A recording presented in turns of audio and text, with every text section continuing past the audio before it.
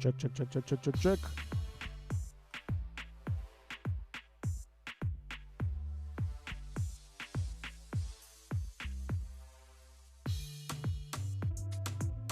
Yo, what's up, guys?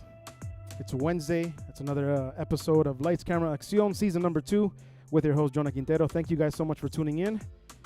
I'm nervous, just like I say in every other episode that I do.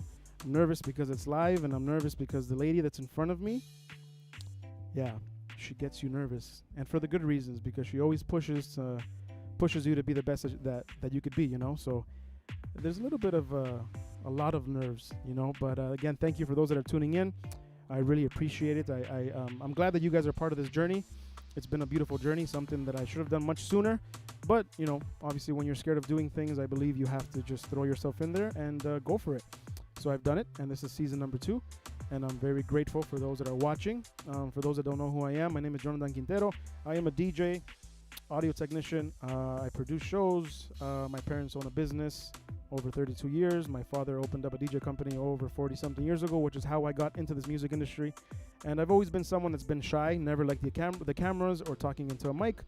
And I've always been the person working behind the scenes. So again, for those that don't know, usually for regular podcasts, you know, we have the guest and the host beside each other, but I do things a little bit different.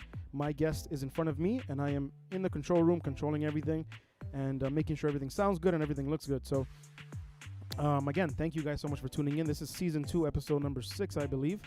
I can't even keep track sometimes. But before we introduce this next guest, I want to just read something that I wrote for her. And like I said in the beginning of the week, when I had posted a flyer on the on my socials, that I didn't want to put all the description and everything that she has and all the things that she's accomplished on that description, because I wanted to leave it for right now for the introduction. So if you guys could bear with me, I'm going to just get this ready here before I get her on there. Hold on. Anyway, so yeah. So I have a little something that I wrote for her, and I hope you guys enjoy it. If you guys are in the chat, say hi. Let me know how the volume is. Make sure you share, like, comment, follow the page on Instagram, subscribe to our YouTube, and yeah, just make sure you guys are having a good time. Have a glass of wine. I did offer my guests some wine, but I am running up and down that I forgot to bring it. So it's in the other office, in the other room, and I'll see if I send someone to go get it. In the meantime, let me just read what I wrote for my lovely, lovely guest, all right? So bear with me. I'm not as good as Mel. I'm still getting used to it, and I'm not drinking anymore, so it's even more difficult because I don't have any liquid courage. But it goes something like this, all right? Melissa Rose is a CEO, DJ, MC, mother, wife, and an unstoppable boss in the entertainment industry. With more than 20 years behind the decks, she has built an impressive career as both a dynamic performer and a visionary entrepreneur. In 2014, Melissa founded Digital X Entertainment, which has grown into one of the most recognized DJ companies in the Greater Toronto area.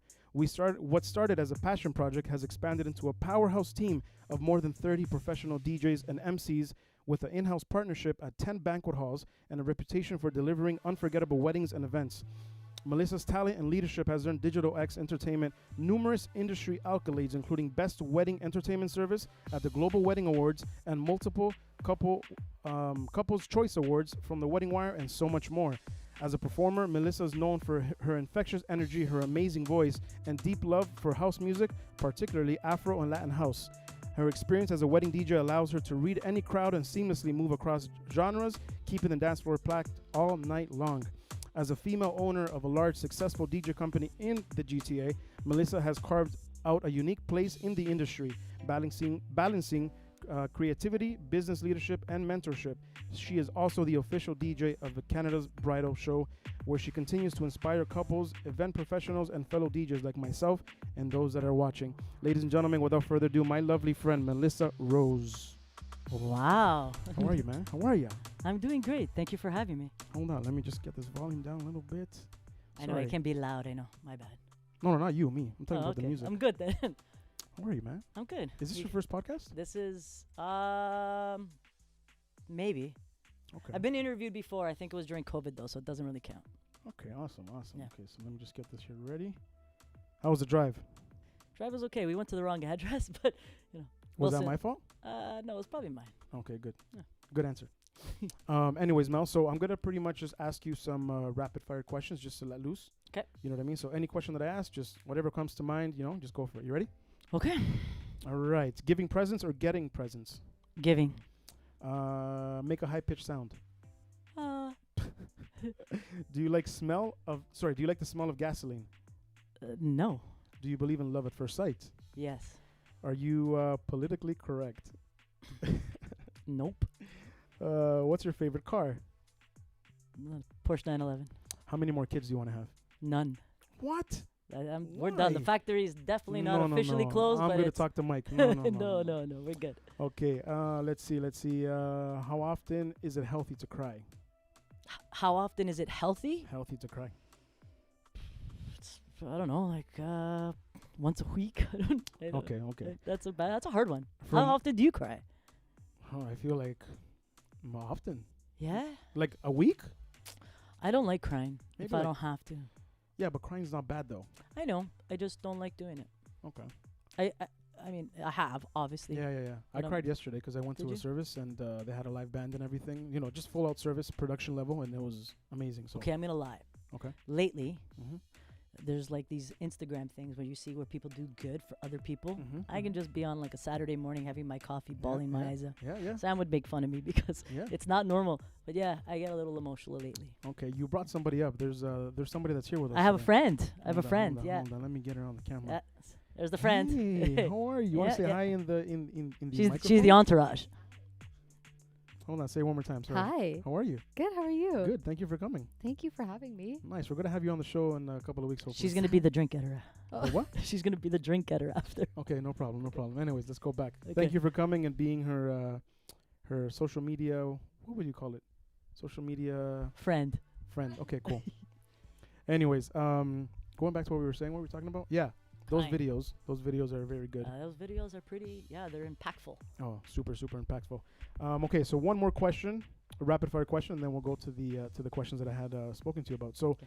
from 1 to 10, 10 being the hottest, how hot do you like taking your showers? 10. Really? Yeah. That's crazy. I can't. I'm like at a 7. Do you? I can't. It's too much. Well, it's like almost cold. No, you're just weird. No. That's what a shower's for. Hot. That's what you want to say. Cool. Anyways, thank you. You passed with flying colors. Those are very difficult questions that took me many years to come up with.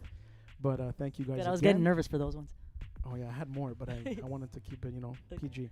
Okay, Mel. So if you don't mind, just let the viewers know who Melissa Rose is. So a little bit of where you're from, a little bit of your upbringing. The things that you've I guess experienced. Not everything, obviously, but just some of the things that you've remember from your childhood. And let me just change this camera. Where's your camera? There you go. Yeah. So once again, just let everybody know who Melissa Rose is and all that good stuff. Melissa Rose is a Canadian-born child to 2 Italian parents. I have 2 siblings that are much older than I am. My sister's 18 years older. My brother's 14 years older. So I was kind of raised like an only child at home. I always had a love for music and entertaining. And yeah, I felt like even though this wasn't something I always thought I would do, as my life progressed, this was where I've always decided that I should be. Yeah. So it's pretty cool. That's it. Yeah, pretty much. Okay. Nice. Not bad. So when you were younger, did you ever think you would have become a DJ / business owner? I think when I was younger, I wanted to be a performer of some sort. I always used to perform in my family room to my family and pretend I was Tina Turner or Madonna and whatnot. And then I realized singing was definitely not my thing. So eventually I always thought I wanted to own my own business or do something, and then just naturally kind of progressed to this. I mean, music was always in my family. My sister always listened to music. She was practically like a mom to me. And when I always heard the music, I just felt like, I don't know, music made me happy. And then I just wanted to do something that entertained people and things that I loved. When Y- did you? Sorry, go ahead. Well, you know how it is. Like, when you do something you love, it's not really work. So it's very Yeah. important that we continue to grow and do things like that. So Of course, Yeah. of course. Okay, awesome. What does Melissa Rose? What does her breakfast or her morning routine consist of? Ooh. Well, Melissa Rose doesn't eat breakfast. Of course you don't. No. You don't need it. You're a machine. No, You're it has born not, that way. it really has nothing to do with that. I wake up, I make sure everyone in the house is taken care of. Dog, if there's a child in the house, everybody's been fed, pee-pees, poopies, all that good stuff. And then I make myself a coffee and go to the gym. How many dogs do you have now? Dog, one. One? Yeah. Have you always had one? Yeah. Well, I think the one that you Mm-hmm. met, the white one, Mm-hmm, mm-hmm. he's no longer with No? us. He's in doggy heaven. Oh man, shout out to him. Yeah. Wow. Maximus. Yeah, so I have Bentley. Bentley's 5, 6. Yeah, he's 6 years old. Big dog, small dog. No, he's a little cute thing. He's 7 pounds, 2 ounces. I had a small one before. I had a Pomeranian Chihuahua, and I can't do it. Too much barking. Yeah, he barks a lot. He's a Yorkie Mm-hmm. mix, and he definitely lets you know when he wants something. That's for sure. Yeah, because it's. I mean, they're amazing. Pomeranians shed though. I'm not a big shed person. I'm Huh? not a big fan of dogs that shed. So that was my dog. Yeah, so I know. I had a Pomeranian Chihuahua, and I loved him, but barked too much, bit too much on my cables. You know, peed everywhere like he paid rent, and now I have a pit bull. Oh, really? Yeah, she's beautiful. She's psycho though. She's like she forgets how strong she is, but She's big. Yeah. She's a big one. oh yeah, Yeah, okay. awesome. So no breakfast at all, nothing, like not even coffee. Coffee. How Is that many- considered breakfast? you tell me. I don't Some know. people live by it. I don't. I don't live by coffee. Coffee I drink more out of because I feel like that's what people do. Mm-hmm. I don't think it's something I need. Yeah. Eventually I'll eat. Yeah. Okay. So going back to a little bit of the beginning of the first question that I had asked you, you were born here, right? Yeah. Okay. How was your upbringing? You know, like what are some of the things that you remembered growing up? Things that I guess follow you till this day, like school, you know, specific things you did with family. I think just being an Italian household with, Italian parents, family was everything. We always ate dinner together. This whole new thing that us young generation do where everybody eats at separate times, that was never normal for home. So I do like to have dinner at home where the family eats. I know it's hard nowadays, but there are times where, you want to make sure that you do that. And I think family time is important. My parents always instilled, you have to make time for family and make sure you're respectful and all that thing. So, I think more and more the new younger generation doesn't do that. No, And I think we need to instill more family bonding time instead of course. Trust me, I know that's on the something- computer and stuff like that. That's something that obviously is very difficult nowadays to It is. control. You know, because we can't say anything to these kids because they get offended and they start breaking stuff. But back in our day, when we try to do that, we'll get broken, and I kind of like that. Do you know what a polenta stick is? Do you know what polenta is? Yes. Okay, so like they have these big sticks that you stir the pot with. Okay. Wooden ones. A big one. Okay. My mother didn't even have to like pull it out, but discipline was very. She just had to kind of look towards the cupboard that was in. Mm-hmm. Good kid came out. Nice. Nowadays, Nice.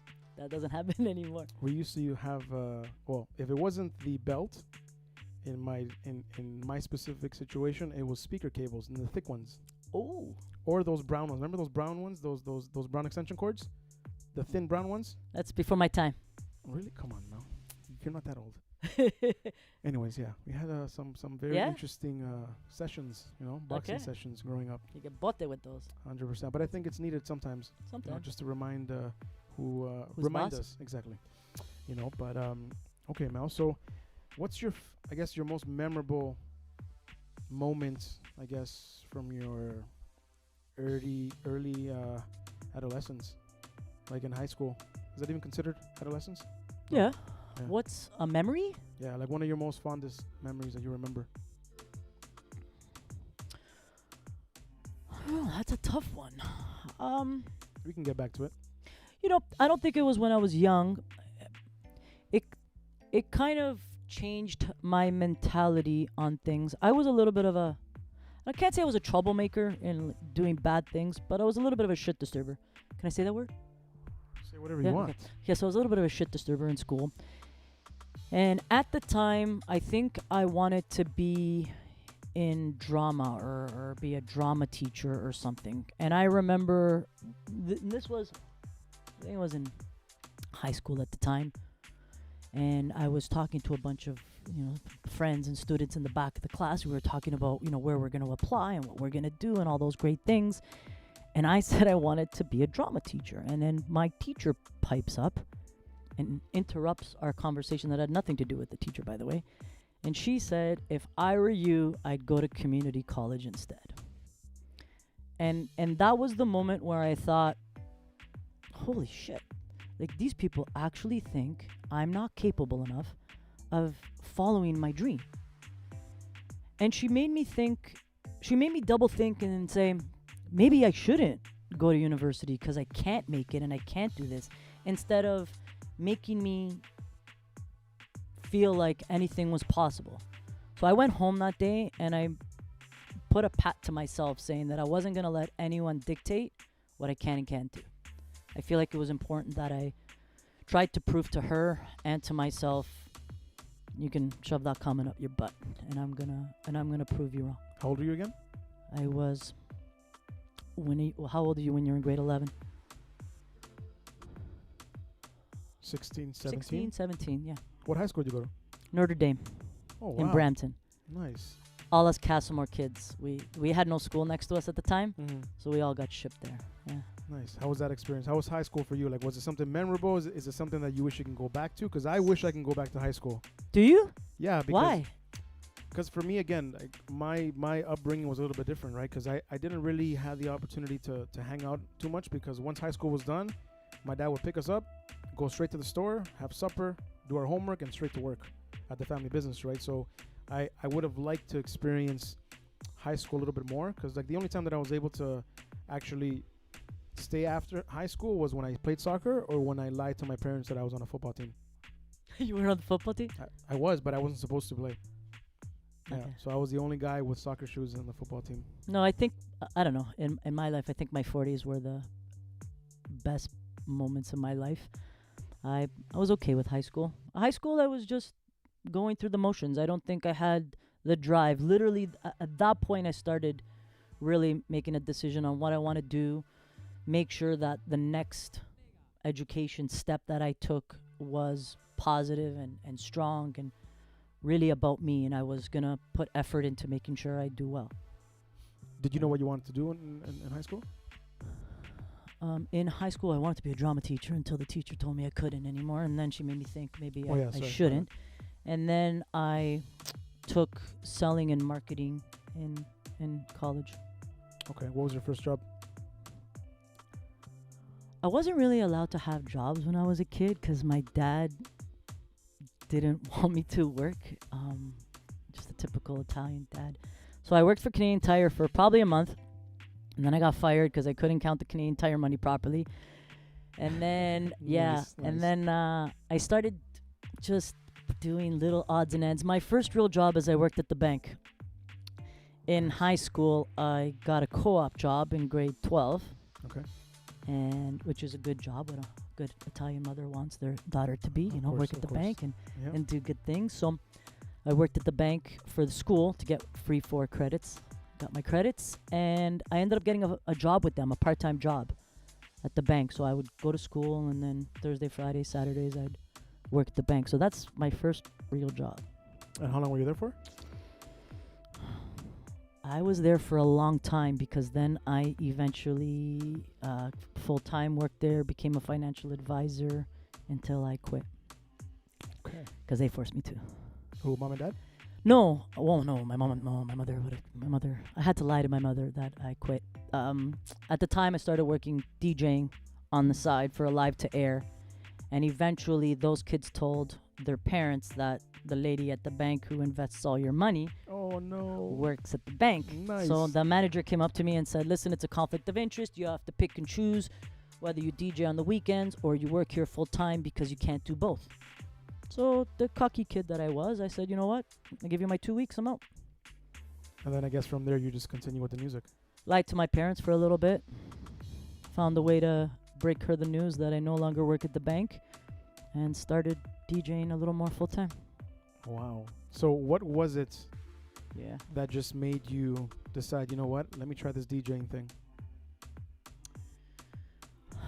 Well, I did I was doing the live to airs, and I really found an enjoyment. I started off emceeing. I think you know that, Yeah, right? yeah. So I started off emceeing, and the DJ was getting all the action, getting all the attention. I was just talking on a microphone, and nobody really, like, they just put me on the side, and I kind of didn't like the fact that somebody else was getting all the attention. So I nominated myself for a DJ gig, hoping I would get it. And at the time, there was no female DJs out there.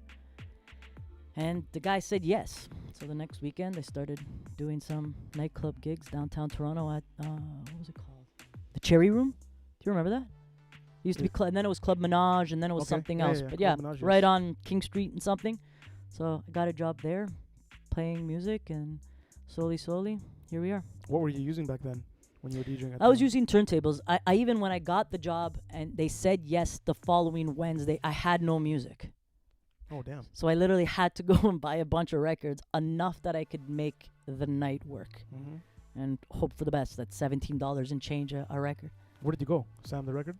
No, where the Western Produce Mall is in Woodbridge, there's a World of Music. Okay. Yeah. Is it still there?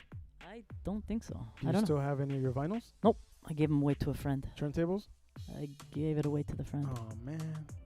You know Dom the Bomb? Sounds familiar. I gave him all my records a long time ago. I think you should ask for them back. No, it's okay. And You can frame have them. It's all good. Okay, fine. Could I have one? Could you ask If for I try to get them back, I'll get them back for you. Just give They're me all one. house. It's okay. Okay. Yeah. I won't Yeah? use them, but I'll just put them up, on Okay. frame them, you know? Yeah, we can redecorate. Exactly, right? We need a little bit of a little... Panache. Yeah, you know? Okay, Mel. So I had a question in my head that wasn't on the list, but I already forgot it. So I'm going to just read off of here until I remember. But besides, doing the live to air, do you remember your first public set? Like out in public, not behind the radio waves. Not on the radio? Like first at a wedding or something like that? Yeah, just in front of a crowd. DJ, not MC. Where? Like the question is DJ, not MC? Yeah, sorry. I can't remember that. No. I don't even remember How you got here? last year, let alone, yeah. I'm not really good. Okay, they all make fun of me, so that's why I look at Sam, because I remember experiences. I don't remember names. Okay, so, all these great weddings and great bride and grooms, but I'm really bad at remembering their names. But I remember the experience of their event. Yeah. So when it comes to remembering what music I played or whatnot, this has been a long time. Like, I've been doing this for a while now, so I don't really remember much. Plus, we've done a lot of gigs, so it's also difficult to try to remember every kinda. single person, Yeah. It's a lot. So it makes sense, because the experience part, you're right. There's clients, and then there's the experience that we live with them, and then we help create. So that's pretty awesome. I know you said you won't have any questions for me, but do you have a question for me? Anything and everything, and we could talk about the stuff that we spoke about before we went live. You can bring up. Not yet, but I may have some soon. Okay, cool. Yeah. Cool. What about you, Samantha? Is it me, or is she talking too much? She talks a lot. Yeah, you gotta man, be like careful too with much. that. I can't deal with it. It's too much. I'm kidding. Okay, so thank you to those in the chat. Just a little bit of a shout out. My co-host Mario was not able to make it today. He has some other responsibilities to do, but I hope everything goes well. Enjoy it, and I hope you can come back. No, sorry, you're back tomorrow because you have another guest here tomorrow. But before we continue, I want to just talk about the sponsors that we have. We're going to start off with this one right here, Wash & Co., which is my mobile detailing business. For those that are interested in getting a car detailed, just make sure you give me a call, 416-807-4261. Once again, this is a mobile detailing business where I will come to you. All I need is just some water, tie into your hose, and all that good stuff. So once again, if you guys want to get your car detailed, just literally give me a call. And my next official proud sponsor is Bradley Meats. They have been helping us for many, many years in anything that we've ever done. And I'm very grateful for Carlo for, showing up and stepping up once again. So once again, ladies and gentlemen, this is my first official sponsor of the Light Camera Accion podcast. And these guys offer premium cuts of meat sourced from local farms at the best prices. Everything from skirt steak, veal, short ribs, T-bone, Colombian and Argentinian sausage, and most importantly, their famous chimichurri. So once again, Thank you so much to Bradley Meats for being the first official sponsor. Make sure you guys can give them a call at 905-669-7583 or visit them at 445 Edgeley Boulevard, Unit 4. And just follow them on that Instagram at bradley.meats. And once again, thank you to our first official sponsor of the Lights Camera Accion Season 2. Anyways, Mel, how was that? I like Bradley Meats. Really good. I know. Very good cuts, guys. Listen, it's not because they're a paid sponsor and not because they're my friends. No, they're good. They're good. They have good meat. Very good meat, very good cuts, and the prices are very good. And it is family owned. I think it's over 20 years now. It's father and son duo. So shout out once again to Pops and to Carlo. Thank you guys once again for saying yes and for always showing support. Please, guys, don't forget, if you guys want to get some good cuts and everything, let me just put this back on here. Bradley Meats. Just follow them on that Instagram at bradley.meats. They're by the Jane and Highway 7 area. And yeah, so back to the show. Let's see. What are some common misconceptions that people have about female DJs?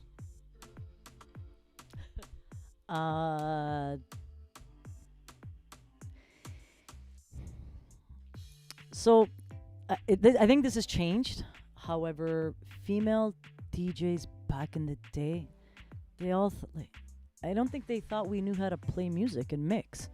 I think the misconception was we were just there for our beautiful smile and our looks, Mm-hmm.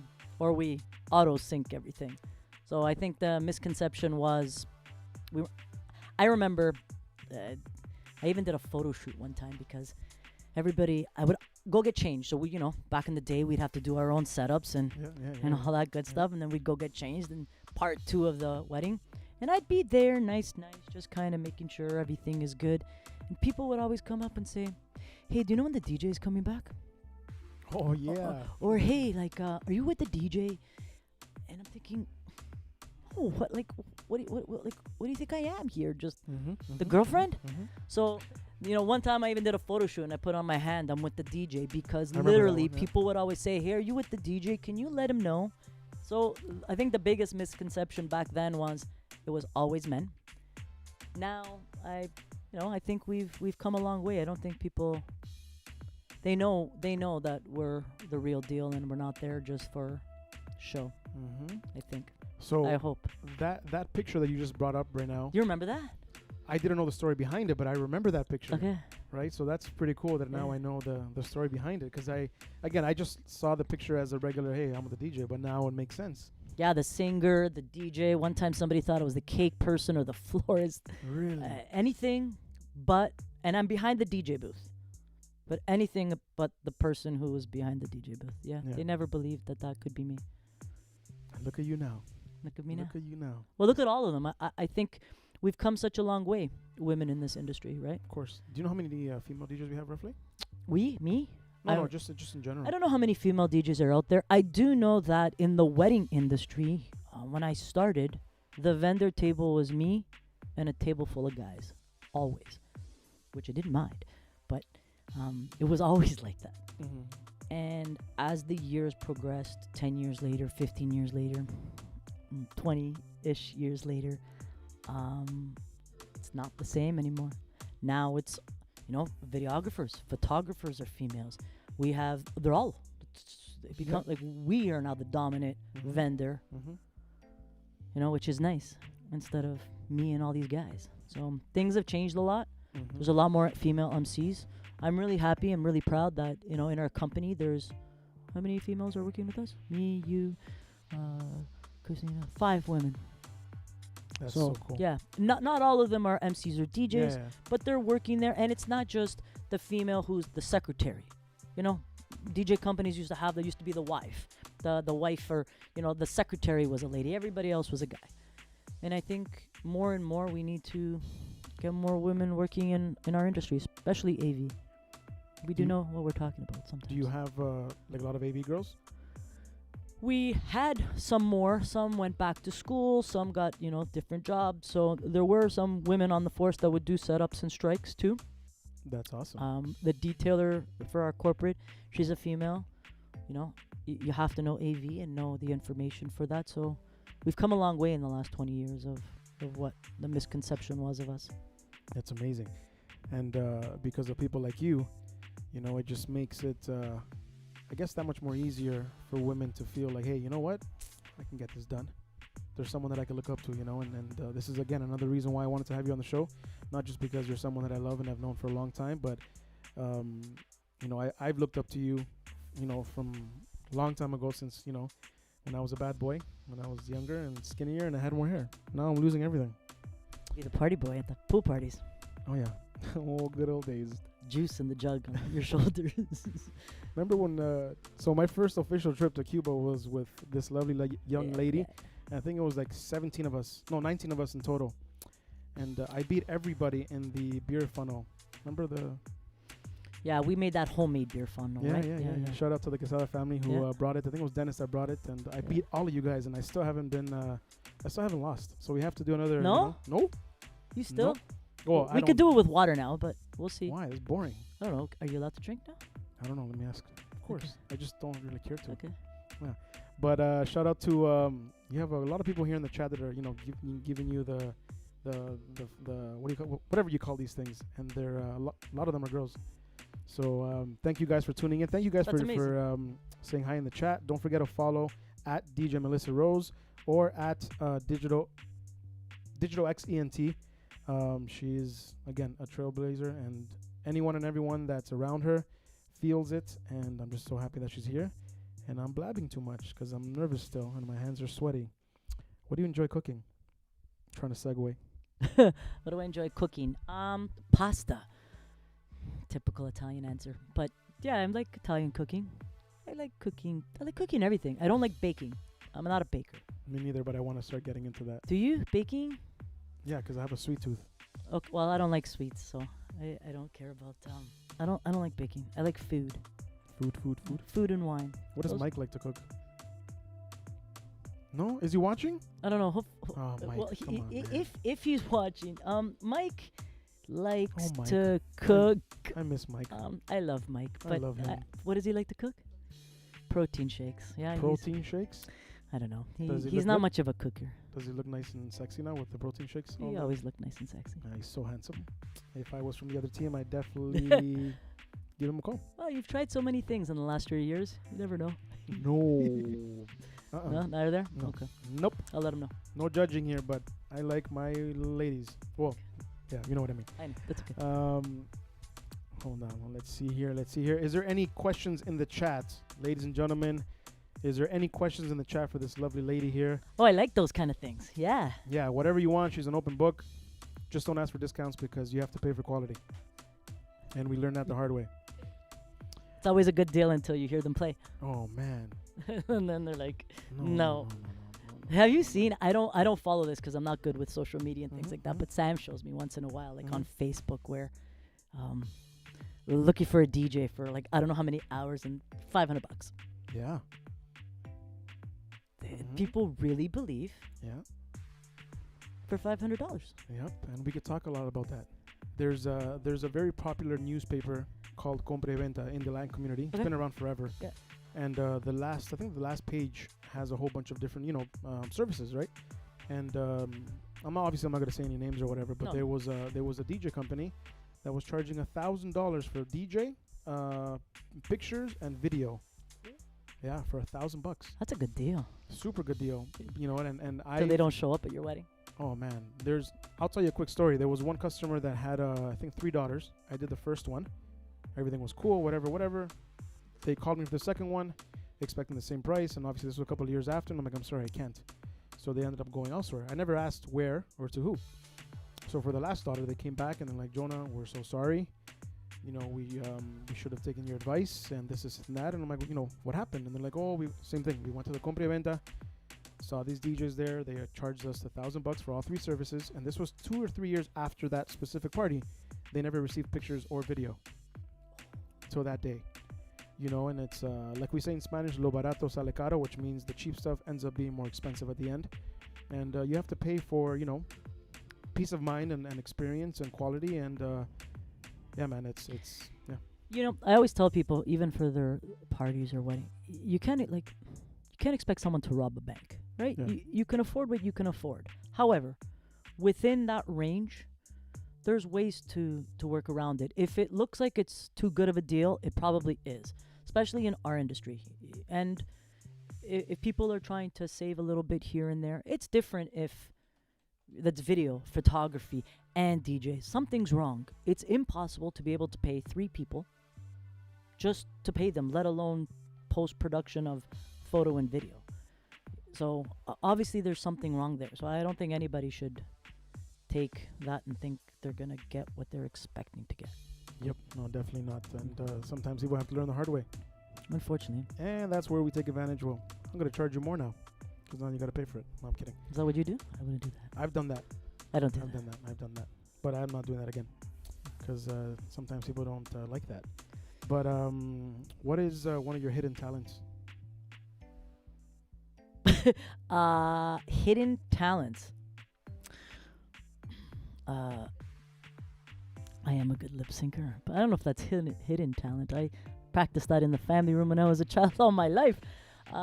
Hidden talent. I can multitask better than most people can. I don't know if that's hidden, because people who know me know that, but Yeah. I can cook dinner, send emails, and still be on the phone putting out fires at work at the same time. Happens that's- pretty often. Well, I can imagine. It's not easy having 20 gigs in one day sometimes. Something like that. That's crazy. I don't know how you do it. Well, we have a team. Of I don't course, do of it. course, You know of what? course, I don't. I don't really do. I do something. I'm not gonna say I don't do much. Of course.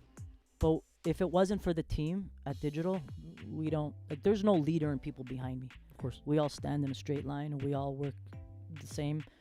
You know, we may have different titles, but if it wasn't for each and every one of them, we would never be able to accomplish what we do each and every week.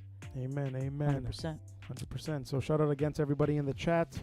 Mr. Nelson, what up, brother? Thank you for tuning in and thank you for commenting. Once again, guys, if you have any questions for Melissa, let us know while I ask her another question. Mel, start thinking of a question for me. Let's see. Let's go to the whole DJing part of things. When it comes to structuring your sets, to build the energy and all that stuff, is there a specific method that you use, in order to get to that point? I think I attack it in 2 different ways depending on the type of event I do. If I'm at a club and I'm like the headlining DJ, so somebody else was playing before me, I like to play my first song that has a little more epic build up where it almost stops people from dancing and being all hyped up. Kind of shake them up a bit and let them realize something is changing and something's happening, and then play my song so they know I'm here, and then I kind of hit the ground running pretty hard from then on in. When it comes to weddings, it really all depends on the crowd. I mean, my typical my preparation for each event I do in the morning, I make my coffee, I put my computer open, and I get all my music ready and all that kind of stuff. For the important songs, intros, parent dances, all that good stuff. Then when it comes to music for dancing, I play the first song that I know I'm going to play because it's a banger, which you probably know what it is. If you have one guess, what would it be? An opening wedding song. Please don't. There's a lot, man. Pick one. Okay, you get 3 chances. The banger. Where's the crowd from? Doesn't matter. Calle Ocho. Really? You'd play that as your first song? No. I'm just throwing. What would your first song be? To start the party Mm-hmm. without a centerpiece game? Don't count the centerpiece game. It's irrelevant. Again, I'm not a fan of it, but it's either Suavemente or Vivir Mi Vida. Okay. I'm a danza kuduro kind of girl. Oh yeah, of course. Okay, so I would start with that, and that's how I know I'm gonna start. Yeah. And then everything from then on in really all depends on the crowd. Of course. And I don't like to predetermine what that's gonna be. Yeah. No, that makes perfect sense. Like for example, like for me, Danza Kuduro, again, it's a our banger. go-to. How Yeah. old is that song? Yeah. It's Forever. how old is that song? It's probably like 20 years old, 15 years old. It's a banger anytime you play it. But like for example, me, that's why. Me personally, I like reading the crowd, or I start reading the crowd during dinner, right? Obviously, I start off with the mellow stuff, and then I start switching it up, and then I see what people are responding to, and then from there I start making my adjustments and stuff. But yeah, it's Danza Kuduro is Danza Kuduro. I hit the ground running. Yeah, it's okay. Ask her. Just Oh, There you go. You do what you got to do. Yeah. Again, it works. If it works, it works. Yeah. You know. Okay, so now we have a couple of DJs. Sorry, a couple of questions here. Let's From do, DJs, because that's. one of them is from a DJ. I'm just playing. Go ahead. Yeah. Which is from DJ Alejo. Hey. Any advice for females looking into the getting into the His DJ daughter industry? is trying to get into something, right? Yes. Yes, I heard. Say that question again now, because I got excited because he said his daughter. What advice do you have for any females that are looking into getting into the DJing part of things? Anything is possible. I don't even think it's just for girls that want to be DJs. I think if it's something they want to do, they have to be consistent. They have to believe that they can do it in a grand scale if that's what they're looking for. And it, like someone like his daughter, I would love to have her come out with me and shadow me and do it on a different side and not follow her dad's side, to have her own identity and to have her own style that she wants to do. Sometimes we mimic the people that we're next to, us DJs and MCs, we're always next to the same person. We start thinking like they do. And I like, as that's why we're individuals, and that's why we're all different, and that's why we are successful in our own way, because I may play a song, we play the same song first, you and I, let's say. I may go one way, you're going to go another. But that's what makes us unique, and that's what makes us great. Doesn't mean your song was better than mine. It just means we are following whatever we have in our head and the path we want to take. So, yeah, I think it's great that she wants to do that.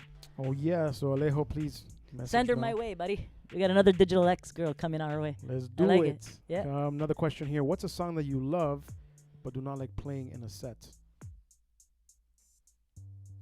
That's a good question. From a song that I love to play. Sorry, a song that you love but you don't like playing in a set. Well, I definitely don't love the song. I hate playing the Macarena, and sometimes people ask for it, so I don't play it. But a song that I love that I don't play in a set, I don't necessarily. I play everything I love in a set. I find a way to be creative. Even back in the day when Afro and Latin house wasn't a thing, I always found a way to take vocals from one track and a beat from another and mix and match them. And through the years, it's gotten a lot easier with these beautiful controllers that we have, that we can literally push a button and get rid of one thing or add another. I love that. It's so cool. So do I.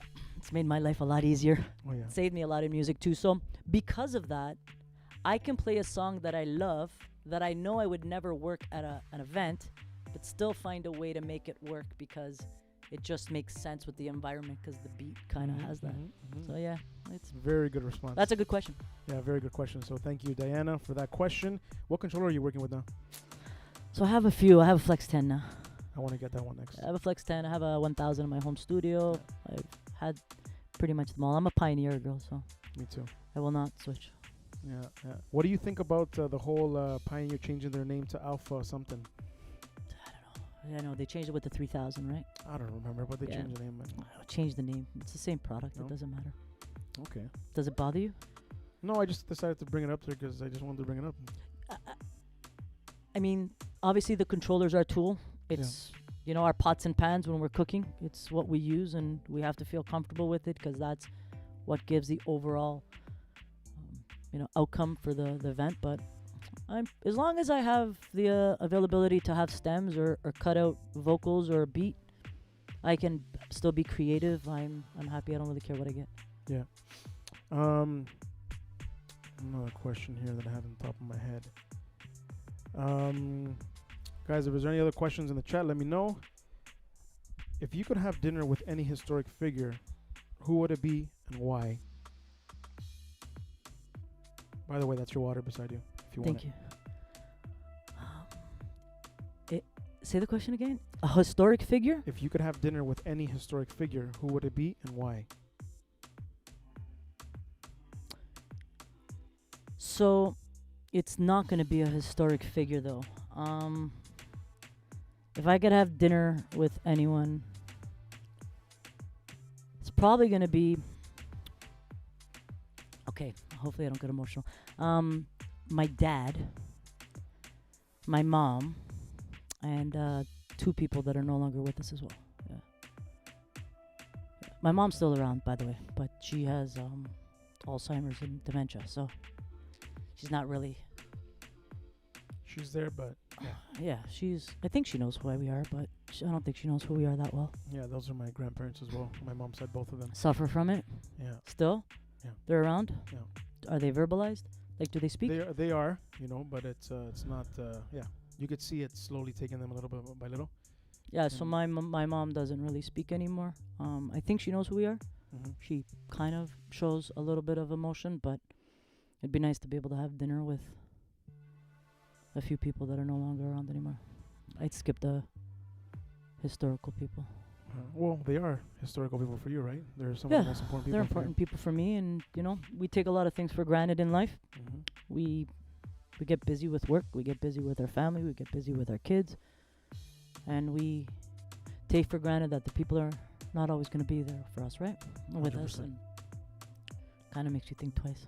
100%. I have to definitely hang out with my grandparents more now that we're talking about it. And I've been saying it for a while, but sometimes life takes over, but it shouldn't be an excuse. So it's something I definitely have to work on. But well, we make excuses all the time. We're Yeah. easy. We're human, right? Yeah, We're always busy, and we always make excuses until it's too late, of course. and then we regret it. And yeah, I think I have like an aunt who I have her tattoo on my. I have a tattoo of her on my hand, who was very important to me, and my brother-in-law's mother, who, we were so close at one point. It'd be nice to be able to put them all on a table and have some food that they cook for me, by the way, because I miss their cooking, and just shoot the shit and laugh, because for some reason they'd always think I was funny. Well, hopefully it happens. Hopefully One we're day. Hopefully we're able to. Not too soon though. Yeah. So going back to my grandparents, just to add to what you were saying, I think the first time it hit me was when, back then when I was with my ex, she had asked about my girlfriend, but she wasn't there. And then when she finally came about a month or so after, she asked me, she's like, "Who is that?" And I'm like, "What do you mean?" She's like, "Who is that?" I'm like, "It's my grandmother. Sorry, it's my ex. Sorry, my girlfriend." She's like, "Who?" And that was the first one. And then I think the last one was when I called her and she didn't know who I was. And I'm like, "It's me, Johnny." And she's like, "Who?" And I'm like, "Oh, man." I actually, not that one is better than the other, but it's nice. At least the wheels are turning. It's one of those diseases that people don't really know exactly what they're getting until they have it in someone in front of them, and it's pretty rough. I don't know. I wouldn't wish that upon anyone. Just knowing that something's spinning in there, but nothing comes out. Like, you don't know if they remember you but can't tell you, or they have no clue who you are. I don't know which one's worse. However, I do see signs that she does remember some things, because sometimes she gives me crap for the tattoos on my hand. Like, she'll grab them and she'll try to rub them. Take them off? Yeah, a little bit. And I know she puts that's me, but never. It's been a while now since my father passed away that she doesn't really speak anymore. Yeah, so it's pretty rough. 100%. This is the life we live. Yep. You mind showing us that lovely tattoo that you have? Oh, it says piece of cake. I have an aunt. Where's the camera? There it is. I have an aunt who used to love lemon drops, and she used to always say, "Let's go have a piece of cake for a shot." So I ended up putting piece of cake and a shot for her on my hand, so that I have her next to me all the time. That's amazing. What about the other one? The one where you have your, I think it's your headphones? I have a few. I have family first with my husband and son's initials, because I always work with my hands, and it reminds me of what I do and why I do it for my family. And I have headphones, and I have. How many tattoos do you have? Oh, I hate when people ask me this. 1, 2, 3, 4, 5, 6, 7. Like 8-ish. They're strategically placed. I have to count them. Yeah. Okay. Which one hurt the most? Believe it or not, one right here, like I have a tiger on my shoulder, Mm-hmm. and I think it's just because of the detail. Gotcha. Other than that, like I have one on my neck, and I have one in all the spots that they should hurt, but I'm really good with pain, so I don't feel pain like some people do when it comes to tattoos. I don't know. Tattoos are easy. Does Samantha have tattoos? Do you know? Yeah, she has a couple. Nice. Cool. She has a special one. If you're lucky, I'll show you after. Let's go back to the chat. Somebody asked, since you love to cook pasta, what's your favorite pasta dish to cook? Oh, I don't know. Did they want to come over and try some? I don't know. You know what? I just like whipping shit up in the kitchen. Sometimes she'll be like, I want pasta. And, 15 minutes later, we make pasta with something. I don't like super heavy pastas. And by the way, pasta Alfredo's not pasta. So please, everyone, don't think that. I've never made it in my house. Just pasta with tomato sauce. And why, you make pasta Alfredo? Don't look at me like that, Jonah. Me? Yeah. No. Okay, do you eat it? I have, if it's there, if the option's there, but it's not something that I go like. I mean, I love cheese, but I don't know. Cheese doesn't love you? No, and I've been in denial for a very long time, but I didn't care. But now that I'm trying to do Your better, tummy cares. Oh man, I didn't care back then. Even with barbecues and stuff, I would always go with medium rare, but I can't. Why? It hurts my stomach. That would be its cleanest form. I know, but not for my stomach. Now I have to have medium well. Oh, don't bother. I know. Hold on, is medium well the one above medium rare? No, yeah. No, it's rare, medium. So medium well, and sorry. done is crunchy, and don't bother getting it. Medium. Okay. Sorry, medium. All right. Okay. That's fine. But any pasta's good. I don't put a lot of stuff in my pasta. I'm not a big. My mother was always a simple, very simple cook. She didn't even cook with garlic. She convinced herself that her and my dad were allergic to garlic, even though they weren't. They just said that to everyone. So they didn't even cook with garlic. So just as like fresh tomatoes from the garden in a, pot. And do you know how to make the pasta sauce? The whole process? Like jar it? Yeah. I don't have time for that. No, but do you know how to do it? Have you done it? Like growing up, was that something that was? Yeah. When I was a kid, I had no choice but to help. I got away from a few things that we had to pickle and do because I have allergies like hay fever, so it would make my eyes bulge up if I had to pick beans and stuff. So I got out of doing a lot of that, but I don't do any of that now. But I think, how hard is it to boil tomatoes and shove them in a jar and squish basil in there? I think it's easy. Doesn't sound like it's easy. No? It sounds like it's a big, long-ass process. It's a process, yeah. But I don't cook pasta every day. All right. I don't cook pasta for myself. I actually don't cook for myself if I don't have to. I only cook for my son if he's not around. Or Mike? Yeah, we're easy. We do salads and all healthy stuff. Yeah. Are you guys still doing barbecues in the back? In the summer, because in the winter, snow's in the way. It's coming. You haven't been in the backyard in a while. You should come. I haven't been to. Are you still at the same house? Mm-hmm. Yeah? In Caledon? Yeah. Yeah, it's been a Won't while. say my address. No. We gotta talk about that after. Okay, that's good to know. Okay, so somebody said here. Someone's telling me that I gotta drink more. No, you gotta drink water and go to church, wherever you are. Cool Family V. They said I have to drink more? No, me. They're like, puro party en la casa. Jonah, you gotta drink more, bro. Anyways, Elias says, Meli, pene a la vodka, bro. Hey, happy belated birthday to Elias. His birthday really? was, I don't know, Instagram tells me. It was yesterday. Should we sing happy birthday? Oh, I can't sing, so. Neither can I. Who cares? You want to? Ready?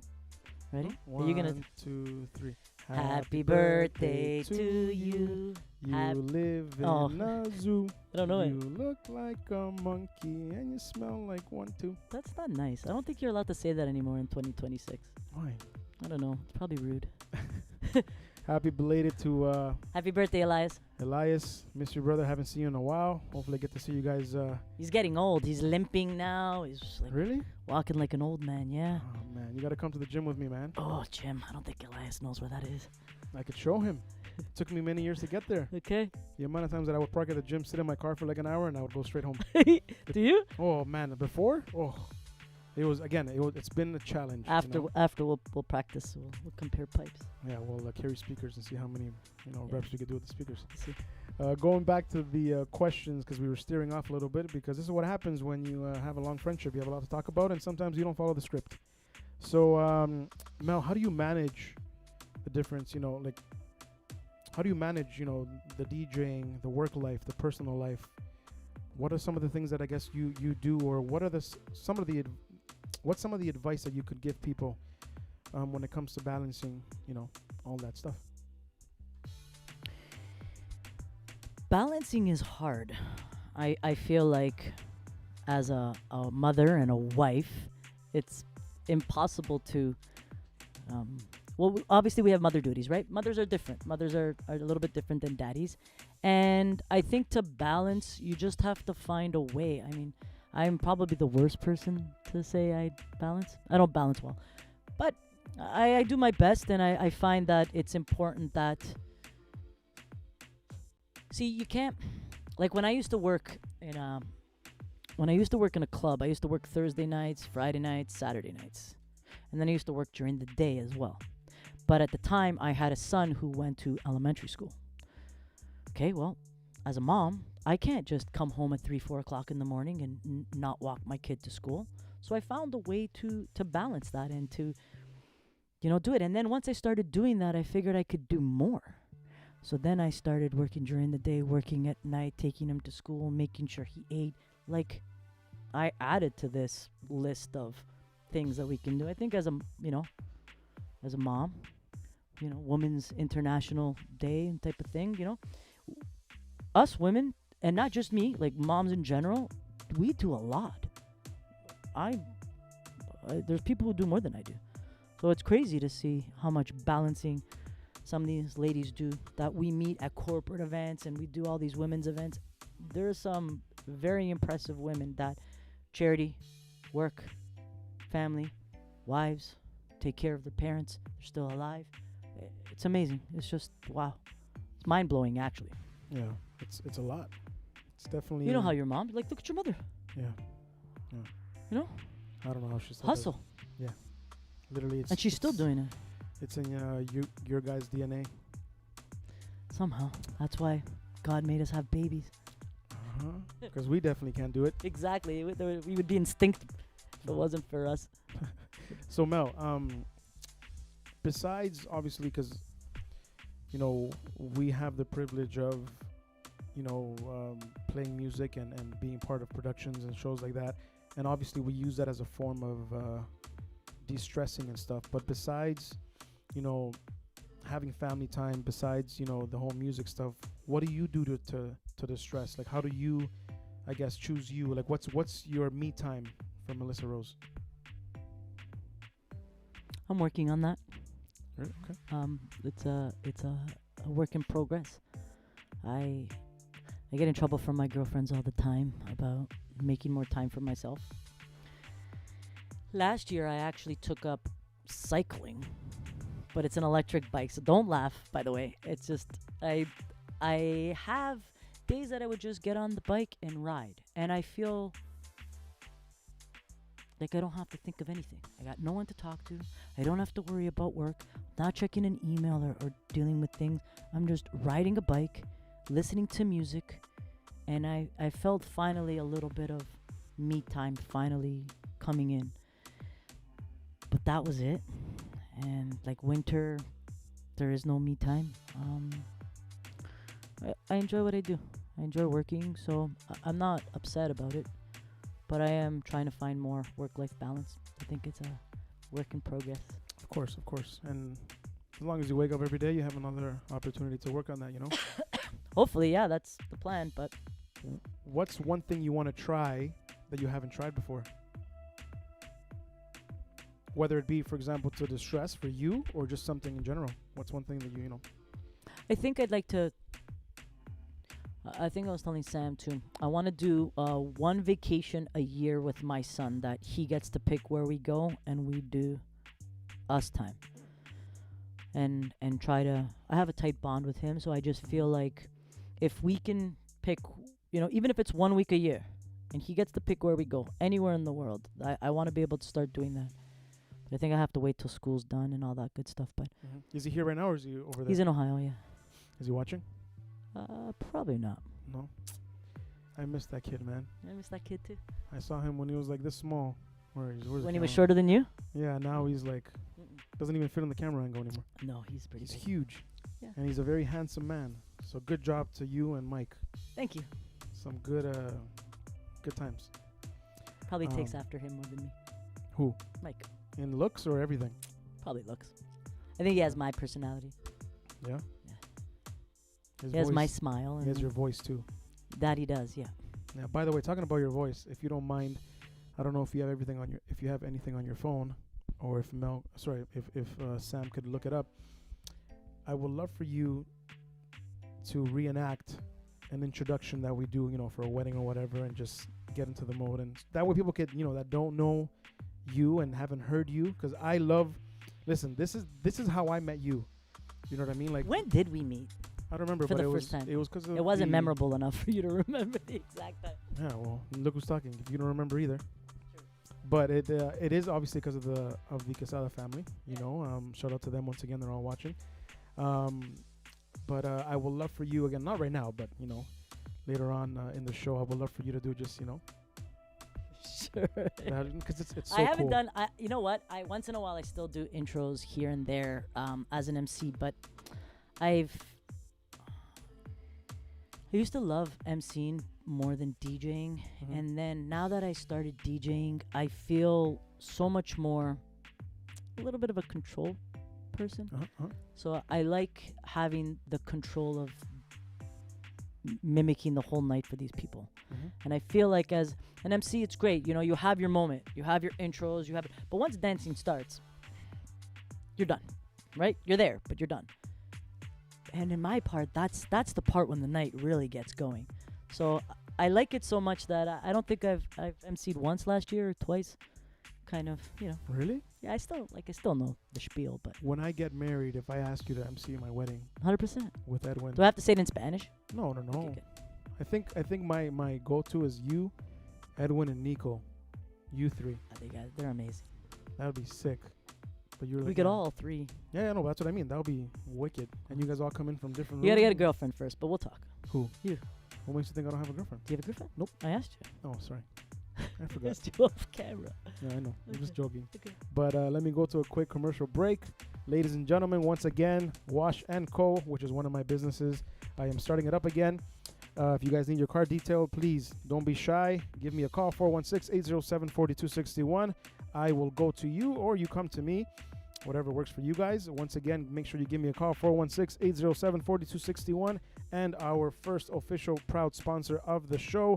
Once again, a very special shout out to Bradley Meats and to the whole family, Carlo and Dad. They're located over here by 445 Edgeley Boulevard, Unit 4, over here by Jane and 7. And these guys have some amazing cuts, even better prices, and the service is amazing. Everything from skirt steak, veal, short ribs, T-bone steak, Colombian, and Argentinian sausages. Trust me, guys, the Colombian sausages are amazing. Just to give you guys a little bit of a backstory, Carlo, his best friend is Colombian. So when he went to Colombia, his best friend's grandmother made him some Colombian sausages. He fell in love with it, and he asked her for the recipe, and ever since then, he's been making it, and they're amazing. So once again, guys, please don't forget to reach out to these guys over here by Jane and Highway 7. Give them a call at 905-669-7583. Visit them on 445 Edgeley Boulevard, Unit 4, and make sure you follow them on that Instagram with the handle at bradley.meats. Once again, guys, thank you so much for tuning in. This has been episode number 5, if I remember correctly, because I always forget. For those people in the chat, thank you guys for tuning in. If you guys have any other questions for myself or for Mel, please let me know. In the meantime, I'm going to ask Mel, do you have a question for me yet, or do you want me to keep going? Sorry? Say it again? Okay. I had you muted. Sorry. My bad. It's okay. Don't mute me. I had to. First of all, I'm gonna get my car washed from you. No problem. Okay. Do you do it? I do it, yeah. Oh, it's your? It's my business, yeah. I didn't know this. Yeah. So I So when you stopped said it. I'm gonna pick it up, I was like, look how nice you are. You're gonna go pick up cars for other people. Oh, no. Yeah. This is So what you do? so this is another business little thing that I started. I started it about a year and a half ago, just around the same time when I started the podcast. But I stopped because, again, once the weather gets warmer, we get overwhelmed with a whole bunch of work and stuff. And, detailing takes a lot of time. Mm-hmm. And I just couldn't keep up. So I just took a Cars little break. come to you or you go to them? Both. Either my house or I go to them. Okay, so we'll talk. Maybe you can do our trucks. Sure. How many My- trucks do you have now? I think we have 3, and then all our humans that work there probably have vehicles Nice. that. Have you ever seen what a DJ's car or truck looks like I am a inside? DJ. Yeah, well, if So- you're anything like them, you guys need cleaning.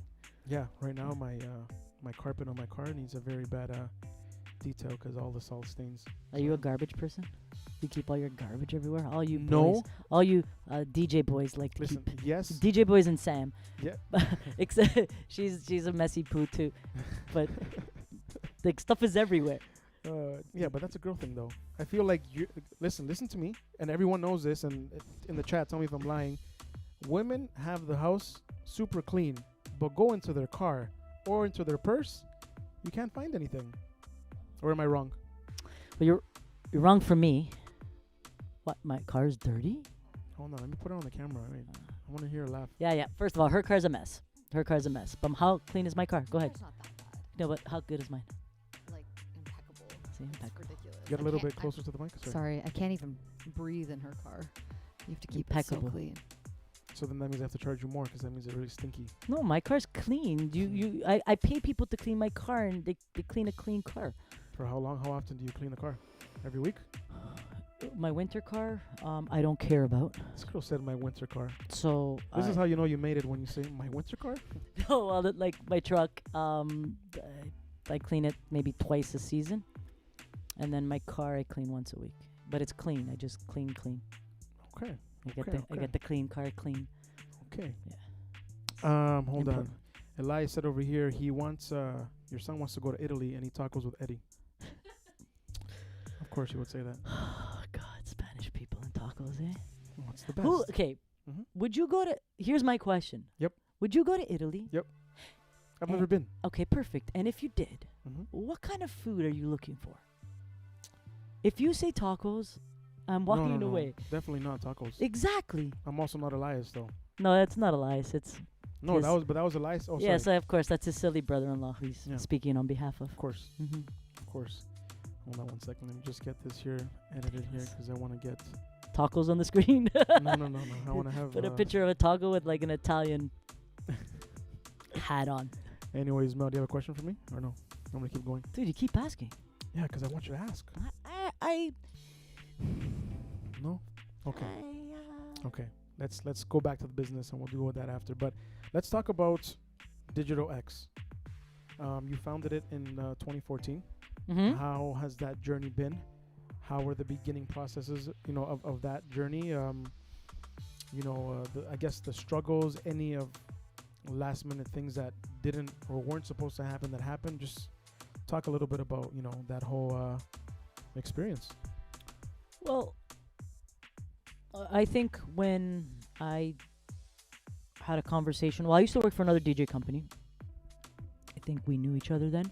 Yeah, that's where we met. That's where we met. Okay, so we had another DJ company. I was working there for 6-7 years. Everything was great, and then they ended up selling. So when they sold, I'll never forget this. I remember having a conversation with my husband. I was on the stairs in my house pacing, and I said I wasn't ready to, I didn't want to work for the other company anymore once they sold, but I wasn't ready to quit, to just stop DJing. I felt like I had so much to prove and to give, and I wasn't done yet.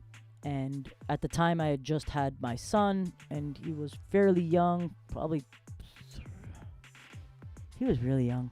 I think, I don't remember how old he was, but he may have been 3. And my husband's like, why don't you just stay home, you just take care of the kid, and everything is fine. I was like, I can't. I'm going to have to open up my own place, and we have something. So in 2014, we left. I ended up offering an opportunity to Edwin, hoping that he'd say yes because I needed him. And that was a big mistake. No, just kidding. Yeah, and then we started. We literally took a bunch of those guys with us. We did 1 or 2 parties. We started, our office was my spare bedroom in my house. 2 months later, we had to get a little, what do you call those things? What do you, those storage units outside, the cold ones and the hot ones? Yeah. And had 1 DJ set with sound for 1 wedding, 1 party only in there, everything to do 1 party. And then we got this cute little office that we could rent upstairs. That lasted for 2 months. Then we ended up buying our first unit with a warehouse. And then we bought another one, and then we bought another one. And Was this within- Woodstream? So the first one was on Steeles, and Oh, then yes, we yes, went yes, to yes, yes, yes. Woodstream. Steels in Pine Valley. Yeah, because then when we went to Woodstream, I ended up buying another DJ company. So I took Soundex, which was the Mhm. original name, Yeah. bought a company called Digital, Yeah. merged the two Oh, because yes, I yes, needed yes, yes, numbers yes. in people and Yeah. more banquet halls and things like that. And that was after 2 years of having Soundex. And then we merged names, so that's where Digital X came to be. Mhm. And slowly just snowballed. All these banquet halls, things were doing great. We were rocking it, and then COVID hit. Yeah. And I think we were just talking about this at dinner. Like, I thought that was it. You know, only the strong are gonna survive. Who knew how long it was gonna last? Remember 2 weeks? Remember 2 weeks? 2 weeks. Yeah, it was March 13th. The longest 2 weeks. March ever. 13th, they said, we were done. And 2 weeks became 2 months, became 2 years. We didn't know what the heck, We heard DJ companies are going out of business. That's it. They're shut down. We're never going to open up. And it was kind of cool because it would be myself and 2 other individuals, Edwin and Andre, and they would come to my backyard. We'd all bring our laptops, and we'd brainstorm on when this thing is over, because it is going to be over eventually. When, we don't know. But when it's over, how are we going to be more innovative, more aggressive? How can we use this to our advantage? And instead of using this as a negative, can we just do weddings? And this is where we kind of came up with do more corporate events. Attack Monday to Friday. So then Friday, Saturday, Sunday, when we're doing weddings, we're not just busy on the weekends. We're busy during the week too. Of course. So how do we get that business? Which banquet halls do the most corporate? How are we going to get this? So word on the street was this DJ company may be going under. These people may be looking for new people. So we came up with game plans. Mhm. Once a week, sit in the backyard, chilling by the pool, have a couple drinks, and everybody on their computers. And slowly, after when this thing opened up, it just snowballed. I ended up getting an opportunity to do the Candles Bridal Show right Mhm. away. Yeah. They, the people that were doing it no longer were around. Mhm. We ended up getting that. So that's been a blessing. We got a bunch of banquet halls. We started doing more corporate. And that's kind of what propelled us. We grew during COVID Yeah. Yeah. instead of Yeah. shutting down. So even though COVID was horrible, in a way it was a blessing. It kind of 100%. made us think Yeah. shit's got to change. Yeah. We better. Sorry. Go ahead. No, go ahead. No, it's For me, same thing. I believe it was a blessing in disguise. Yes, it was very scary for many, many reasons. You know what I mean? People lost their lives. People lost their businesses. It was definitely scary, but I also do believe it was a blessing in disguise. Samantha, just to get your input in here, how was your experience, being an MC during the pandemic? I mean, there wasn't much of an experience. Yeah. I think it was hard because you didn't know when we were going to get back to regular life. When we did, and we did small, tiny little parties that were maybe 50 people, I found it so sad because people weren't allowed to get up and dance. They kind of just went and had dinner together. So it was. But weren't you happy? I was so happy to get out of the house, even with the face mask. I was like, I don't care if you guys don't dance. Yeah. Let's do this party. I was happy to get out of the house and do something. It was just sad to see that where weddings kind of went in that moment. But yeah, like Mel said, it was a little bit of a blessing because you could really step back and just think about how you're going to make yourself better. Yeah. What are some of the things you're going to do when this is totally over? Yeah. So yeah, and I felt bad too for a lot of the DJs in the industry because some people, that's all they do. This is their only job. And so it really took a toll on people's mental health.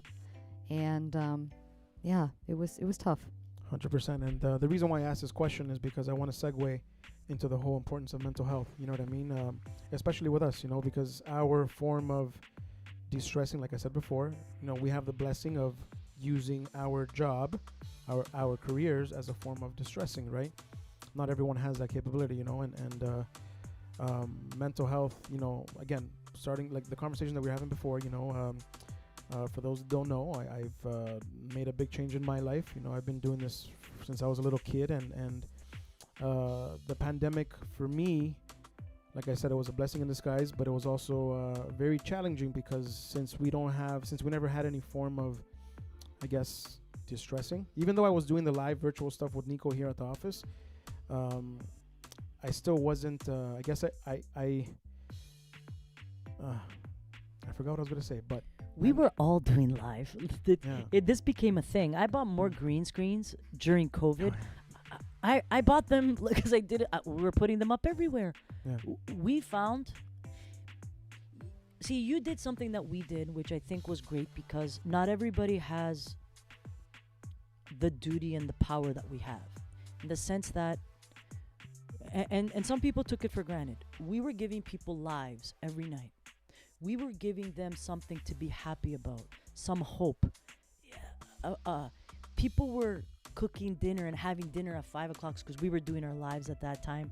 And I remember people in the chat just saying, we look forward as a family to listen to the chat because we'd all joke around and dance in the kitchen and love it. And it was something amazing that we were able to give people, because we have this platform that we we makeshifted it. You probably did it better than we did. We were doing it from our bedrooms and found a way to have everyone do it from their homes on different days. But I think that helped people's mental health, and we were trying to do whatever we could and gave it back out there. Kind of made us feel good because we did what we love to do. We were making other people happy because they were getting it. And I feel like all those people, you guys did it, a bunch of people, everybody was on, eventually went to Twitch and all those good things. Instagram was shutting us down, but we were going crazy. We were doing whatever we could to spread love because we realized we were all going through shit. And if you didn't have mental health issues before, you definitely had it then. Everybody was having it then. And it's not just adults. It was, kids in school. Think about it. I mean, I had a kid who graduated grade 8 and started grade 9 during COVID. No grade 8 grad. No going to school in grade 9. Knowing what a locker is and walking to all these things. Like, as a kid, this was an important part of our life. Yeah. And they were in a bedroom hoping for the best. Yeah. It affected absolutely everyone. Mm-hmm. Families that couldn't afford and didn't know what they were going to do. People that had zero clue if they were going to have a job after all this, because God knows when it was going to open. It reopened and then it reclosed again or something, didn't it? Oh, yeah. Gave us a little glimpse of hope and then ripped it back away from us. The worst tease. Just, by the way, take it back. Yeah. Everybody's getting sick again. And I feel like that's when, if you didn't hear about mental health before, you heard about it then. It was a 100%. very pivotal moment in everyone's life. 100%. Did you at any point think this was it with with Digital X? Like once things were like dragging on for way longer than we expected, and we didn't see any change or any sunlight at the end of the tunnel. Because I'm only asking because I know a couple of people that, for example, there's a banquet hall that they just before the pandemic they spent 1.something million in renovations, right? And it shut down. And there's a bunch of them like that. Yeah, it was definitely. Well, there's a lot of businesses the restaurants that were ready to do their grand openings and shut down. People that were ready to do this, people that are having their wedding the next day and change of plans. Everybody was affected in different ways. Yeah, I think for the most part I'm a pretty positive person. I think to be a leader, you can't be you always have to find the happy side of things, right? Mm-hmm. And I'm that person at home too. Yeah. So this is just I'll find a way. There's really no problem. It's just let's come up with a solution. So yeah, there was some times that I was a little bit, I don't know if I was saying panic, but I was definitely extremely concerned. Yeah, I was also the landlord. So I wasn't just the person who was renting. I was the person who owned the building. So if I don't pay rent, I'm not paying myself. I was getting screwed both ways. So I had a lot of pressure and a lot of stress and a lot of how long is this going to last and how long can I survive this? But the strongest, the strong ones did survive. The people who had the right mindset, who could financially find a way to make it happen, they were giving a lot of reliefs Help, and yeah. help and whatnot. So you just gotta do what you gotta do. Yep. Samantha, you have anything to add to that? The whole mental health experience while the pandemic was happening? How was your mental health? I think I was just exhausted at one point, where it was just like, "Okay, is this is this ever gonna end? Like, what's going on?" I was okay. I was keeping really busy. I was working on my own business as well, Okay. and that was actually because my business is online, my marketing Right. business. I actually did really Pretty good. well in business because a lot of people were a lot of the clients that I did have were pushing social more Of because course, that's of where course. they had to find somewhere to thrive after this is over. Like, you Of know what I course. mean? So I was doing really good. I was keeping super busy in that way, and I was working out at home. So I made sure to always keep my, walking up, athletic up, all that stuff. But it still took a toll because I like to go out and I like to be around people. That was course. the hardest part. I just, there were some people that wanted to be around, and then other people were just like, no, I want to stay home, and I hate staying Do you home. remember when we used to do those secret parties? Oh, I didn't want to bring that up. We You did said it. For example, look, during Oh the my pandemic, during God. the pandemic when We we had weren't some allowed secret parties. when we weren't allowed to be with people. For example, during the live stream day, so Nico would be there DJing, I'd be here, Toma would be here, and all of our friends would be in that other room, like 10 people, smoking hookah, playing poker, and meanwhile, all over the news, no, you can't be around anyone. And then the parties, the illegal parties, man, those were fun. Very fun. Those were I my had just highlights. I had just bought like an idiot. Well, not an idiot, but I decided to buy a unit right when COVID started. And the reason was because as a DJ company, you very well know you can't just pick up and move in May, June, July, August, September. Like, that's impossible. So when everything happened in March, I decided in May to buy a unit and do renovations and move Digital X, because in my mind, in a couple months we were going to open up. 2 weeks, 2 months, that window. So we did renovations on this new unit, and we were still shut down. So I thought, well, we have this beautiful unit, and we put a showroom.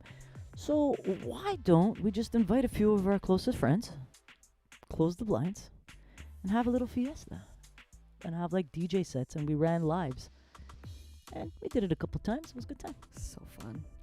It was Did you super guys ever fun. get caught? No. No. Mm-mm. We did again an illegal party in Scarborough where they hired us to do the live stream. Don't say where. I don't even remember. Okay, good. I don't even remember what I ate like an hour ago. So we did it at a venue in Scarborough, and the person that we did it with, we had told them very clearly, listen, we're sticking to 60 people, okay? And there was an international singer that came to film a movie. Should I say the movie? But it's a very No, don't. It's a Just very popular stay. movie with A-lister celebrities and everything, and he offered to perform for free. So the deal was we're gonna do a live stream where I bring everything, do the audio, and Nico does his thing, and then he performs. 170 people later, That's a good party. Why didn't you invite me? Could have had 171. because I was too busy setting everything up. I didn't Yeah, I think would have about it. come. And I was also scared out of my mind, and I was pissed off at the guy because, again, Were you a terrified kind of COVID person? no, not at all. But like in this situation, number one, we were charging $50 a person. So if you say $50 a person times 60, You're making money. I know, but imagine us, doing our thing, and then 100 and something people, and we're like, hey, we never spoke about this. And then if the cops showed up, we all get in trouble. But it Some was of the so most fun. successful people in the world push the boundaries. You're good. And we did. That's it. And we did. You're right. It was super fun. I like it. Super, super fun. I drank a lot. Hopefully it never happens again, but if it does, make sure you invite me. 100%. Okay. Yeah, especially Samantha. I'm there. So going back to the mental health quickly, have you ever, again, being or having the responsibilities that you have you ever, experienced any form of depression or anxiety or anything like that, where I guess it just started to take over, and if it did or whatever, if you want to talk about it, I guess how did you deal with it, or what advice could you give to others that may be, having difficulty with I guess things in life? I've been pretty blessed. I haven't really had to experience mental health to the point of where some other people have. I did go through a little phase in my life that I was getting anxiety, like panic attacks, and I'm not really sure what was happening in my life that would cause them. However, when I would get them, I knew exactly what they were because I couldn't breathe. And it wasn't because I was getting nervous. I think I've changed through the years on how I deal with situations and how I deal with stress. I think at the time I wasn't handling certain scenarios the way I do now. So I think I found a way to adjust that a bit.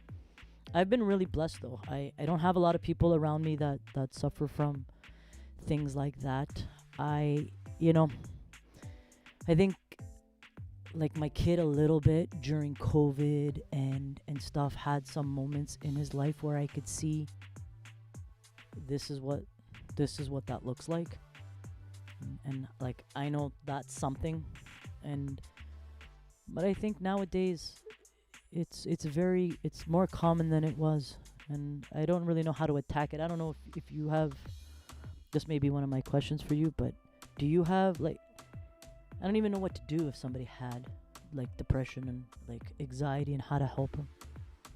Yeah, so with me, I don't even know if I want to call it depression, but for sure I had an anxiety attack once during the show, and it only happened once, but I know it was an anxiety attack because during the show, and that specific show we were giving away a PS5. It was New Year's Eve, right? And I think we had like 300 entries, right? So we were like on the fly inputting the names on digital wheel, right? And it was just non-stop, and like my phone was going crazy, and Toma was telling me that, and it was a lot. And that was the first time where I'm like, take over, I gotta go. And I remember I went to the washroom, and I'm like, why am I feeling this? Like, what the hell is this? And I had to like literally like, like my heart was just like going crazy and stuff. That was the only time it's ever happened. But again, just the patterns that I noticed in that instant, it's things that I've noticed in other people, right? But again, going back to the depression thing, I think, and again, this is just my opinion, but I think many of us go through a form of depression. And I guess it comes in different levels or different waves and stuff. But, as the going back to the conversation that we had before we went live, like one of the reasons why I decided to make that switch was because I was doing things that now that I understand that, it's not the greatest thing to do too much. You know what I mean? Because, when life starts hitting you, it's we tend to find forms of distracting ourselves, and that's one thing. Again, going back to the whole COVID thing, it forced a lot of us to stop, sit down, and actually be with ourselves, and that's something that a lot of us are scared of. You know what I mean? Being alone in our thoughts is one of the scariest things. And for example, with me, when I was dealing with whatever it was, my form of distraction, or my way of dealing with things was distracting myself with what? Going out to drink, right? Going and messing around and sleeping around and stuff. And again, like I said to you in the beginning of the show, before we started going on the show, like not only was I distracting myself, for example, let's touch the women part of things. Like I was distracting myself with women and hooking up and stuff, but not only was I still feeling empty at the end of the day, I was also affecting a lot of women, because it's especially when you're hooking up with people and stuff. I believe that it's, having sexual relationships, there's like a spiritual side to it, you know what I mean? And it pulls energy from you, and for me, I could honestly say, and I don't have a problem, talking about it, because that's one of the reasons why I wanted to do this show.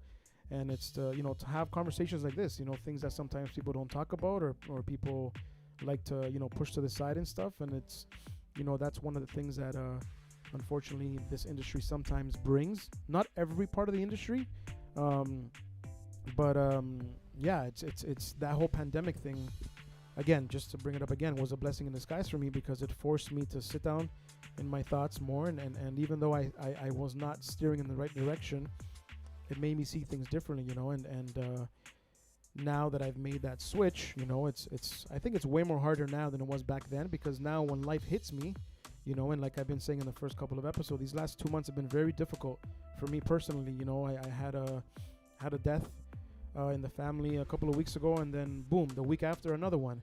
You know what I mean? And then last My week, condolences. thank you. And then last week we just found out that one of my family members, was tested negative for colon cancer. You know what I mean? And then obviously, like we're all aware, times are tough right now. The world is going through it. You know what I mean? And for example, with me personally, I've been having financial struggles because a lot of my clients haven't been paying on time because they're also dealing with it. You know what I mean? And now that, for example, again, now that I'm these specific 2 months that I've been being pulled in these different directions, I don't distract myself like I was before. Now I sit in it and I try to understand it. And, if I do distract myself, if that's what you want to call it, go to church, right? Or have conversations like this, which is like, for example, I wasn't planning on starting season 2 this soon, right? But when all this stuff was happening and I'm like, I could feel that, like, you know what I mean? Like, even thinking about it now is getting me, like, emotional a little bit because it's like, what could I do? And I'm like, you know what? I have the show.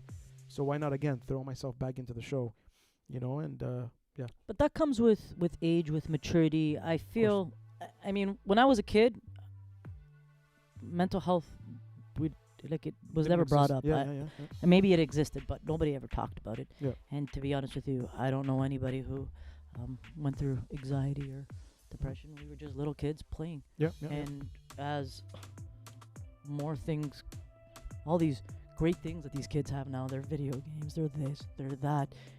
All of a sudden, that's all we hear. All these young people have either some form of something. Depression, anxiety, I don't know where this came from. I don't know how this has come about, but I feel like we have to go back to the basics. And this is what we were talking about in the beginning, where family values were different before. We're busy. Parents come home, and as much as we want to spend time with our children, women come home. Before, like, my mom never worked a day in her life. Okay? Her job was taking care of us. She cooked, she cleaned, she made sure every single person in this house was taken care of. Because of that, for her, that was her job. We now, all these women, we work, we come home, we have to take care of making dinner, doing this. Husbands come home, somebody's going to, dance, somebody's going to soccer. Are we really spending family time with our kids? And if we did, maybe we wouldn't have all these. Because we would go back to like an organic style of life. To our roots.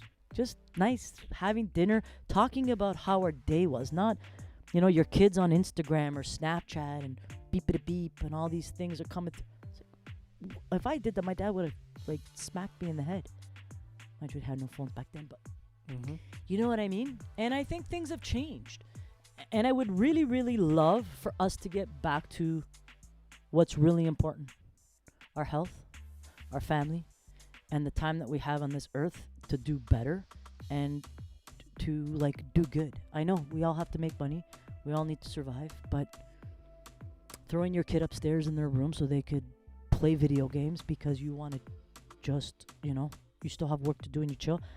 I'm responsible for that too. Yeah. But I think more and more we have to get away from that. We have to eventually disconnect and say, when I'm in home is home. Home is family time. Try to find a way to do that. I am working on it because I'm talking and I don't really preach exactly what I say, but it is a work in progress, by the way. As long as you try, again, like I said before, we wake up every morning and that's another opportunity to go after the things that we want to do, Yeah, It doesn't mean it's going to happen overnight. It took me 3 years to lose all this weight and to control things and make better choices. So, but if there's anybody in the chat that wants to ask a question, let me know. We're going to wrap it up shortly. Damn, we've been talking for an hour and 38 minutes. Have we? An hour and 38 minutes. Time flies when you're having fun. I know, and we're sober.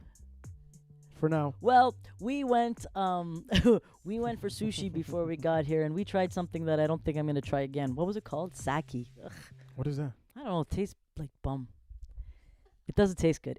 It's alcoholic, and it's cold, but what would you consider the taste? I don't think you've ever said you didn't like alcohol. Hold on, sake? Yeah. Was it in a clear bottle? Yeah, it's, we went to a sushi place. And it's clear, like the alcoholic The drink bottle, was yeah, it's alcoholic and it's made out of rice. I don't know. It doesn't taste good. It was like rice and rubbing alcohol. Was it rubbing alcohol? It had That's a what weird it taste. tasted No, like. we tried to have a drink, but didn't work. believe it or not, for people who know me, know that this is really unlike me. I didn't finish it. Damn. Yeah. Damn. It's the new me. I couldn't finish New it. It was you? horrible. Okay, well maybe it's a sign. Ask for better alcohol. That's true. Thank you. Thought you were gonna say the other one. Which one? Don't drink. Oh no. You do what you need to do, Buttercup. Thank you. Everything Everything in moderation, Jonah. Exactly, 100%. 100%. I learned that the hard way. So if you have a question for me, think about it. I'm going to ask you one more question. And who is the most influential person in your life, and how did they impact you? And if you want, if you want to talk to that person, just look into your camera and pretend we're not here. And I'll ask the question once more. Who is the most influential person in your life, and how did they impact you? So I'm gonna not say one individual person, and I can look in the camera. Unfortunately, some of them aren't gonna look back. My family. So my mom, my dad, my brother and sister. I think at the time when I was a kid, I didn't realize that the dynamics my parents had, my family, kind of made me the person I am today. And how I hustle, how I work, and my vision and how I always think of an opportunity like that. My dad worked; he was a painter, and that man hustled. He worked his ass off. And he'd always come on Fridays with like a stack of cash. And I was like, yeah, one day I want to be like that. I want to be a person who hustles, works, not don't take it for granted, but work hard and know that you can make cash. Yeah. Then I had my mom, who she held down the fort. Like, that woman was an angel. She cooked, she cleaned. She didn't work at a job where they paid her money. She should have, because she did way more than what she should have in that house to make sure everybody was taken care of. My brother and sister, I told you, my sister's 18 years older than me, and my brother 14. So I think by the age of 6 or 7, they were all married and out of the house. So pretty much it was me and my parents. But I remember, like, my sister was kind of like my mom to me. She was the one that influenced me, and definitely my love for music came from her. My parents had a little record player in the family room, and we used to, the 33s, the little records.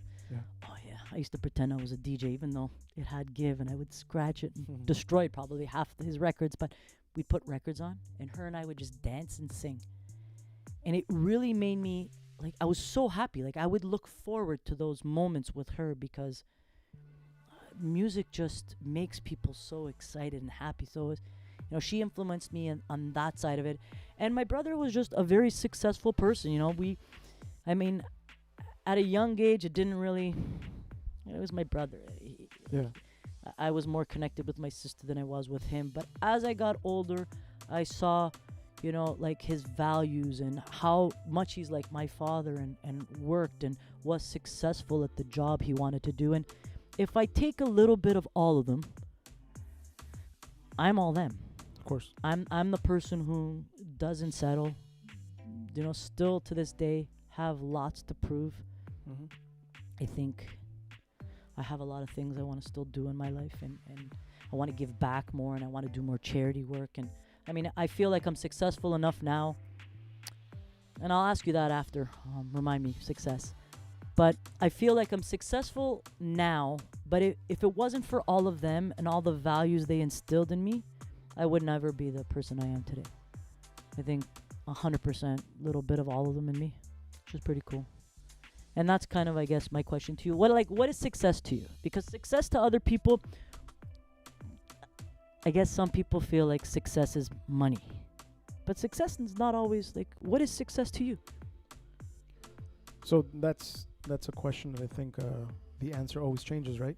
The more we grow, the more we mature and everything. Because back then, for me, it was money, status, popularity, all that stuff. And then, when you start taking this, when you start removing those things from your life and everything, and the actual real important things are popping up, you're like, holy crap. So like, for example, going back to what I was saying to you guys about last week, when we got the news that thankfully, it came back negative, those weeks, that week and a half that we were waiting and stuff, it's like,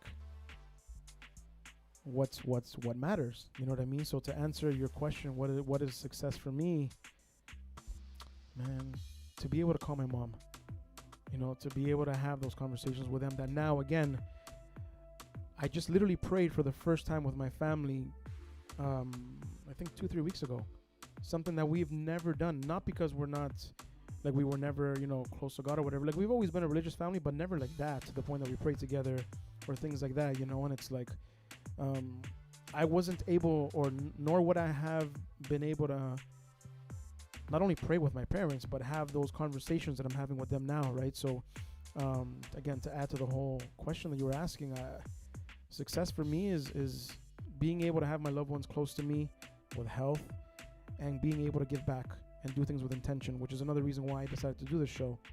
You know what I mean? To have these type of conversations, because usually, again, for podcasts or just things like this in general, unfortunately, a lot of it is gossip.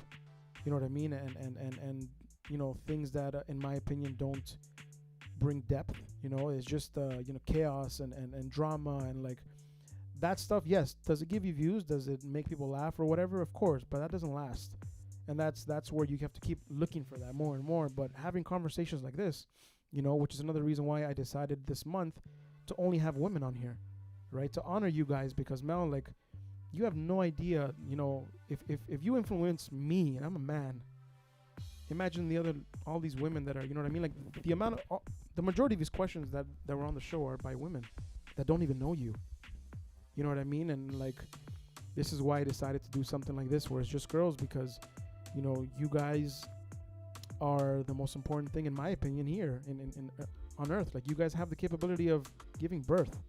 You know what I mean? You guys are the ones that hold the fort down, just like you said, right? The men are built to go out and get the money and this and that. But I always believe that behind an amazing man, there's an amazing woman, right? And we will only reach those levels if we have that woman behind us. You know what I mean? And like, for example, like you, in my opinion, you and Mike are a powerhouse. You know what I mean? Because the things you guys have accomplished together is amazing. I'm not saying you guys wouldn't have been able to do it on your own. Of course you would have. But having a force like that, yeah, I think just doing things with intention and just striving to be a better person and just release the good stuff out to the world. So it's funny because the same thing like you. When I was younger, success to me was the one thing we know everybody would say, right? Money, wealth. And then it changed to,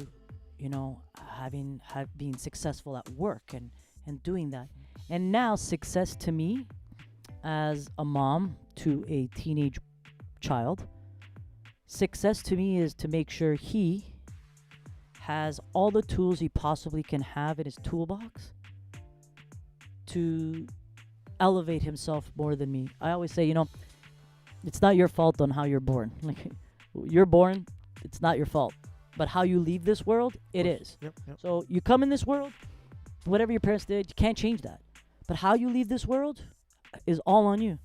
So if you don't change you and you're not successful in making sure that you leave the world a better place than you came, then that should be success, right? Like giving him everything he needs to be better than me. Like it. And thank you for saying what you say about me. I'm not very good at when people say nice things, or like I'm not really good with compliments, because I don't look at myself like that. I just think I am who I am. I do what I do. I don't really believe that I influence people like that, which is nice to know that. But you do, Mel. I do, and I appreciate that. And that's one thing that, again, even with me, like, again, we have the capability of and the blessing of doing what we do. For example, with me, doing the whole production side of things and doing concerts with these legendary people that people grew up with. Like, everyone's like, Jonah, like, you get to meet these people and blah, blah, blah. And I'm like, yeah, cool, and like they say, oh, it's amazing what you've done. And I'm the same way like you when it comes to that. When people give us the the praises or the flowers and stuff, but I believe that we need to accept them, right? Because there's a reason why people are telling us this. You know what I mean? And yeah, man, we just have to accept when people come in and say those things, because if people are taking the time to say that, they mean it. You know, and Mel, like, look what you've been able to accomplish. Yes, it's not just you, right? It takes a team, it takes a village to make what Digital X is today. But without the strong foundation and the fundamentals, it just makes it that much more difficult, you know? I appreciate that, and that's kind of where I think the next step is for me. Eventually, I'd like to find a way to work with little kids and see if I can, there was a discussion maybe women in shelters that, have been in abusive relationships and need a way to feel strong again. I'm good at telling people all these good things. I'm really good at that. Sometimes I don't tell myself that, but I'm good at helping other people. So I would either love to work with women who need to get back out there at work and let them know that they are strong and they are important and they can do what they want to do, and little kids. I feel like there's too many, I'm not going to say just little girls. However, there are a lot of little girls out there that, if they listen to someone like my mom would never say, I think you should be a DJ, right? She wants me to do a good, safe thing. As a parent, tell your little girls, they can do whatever the hell they want to do.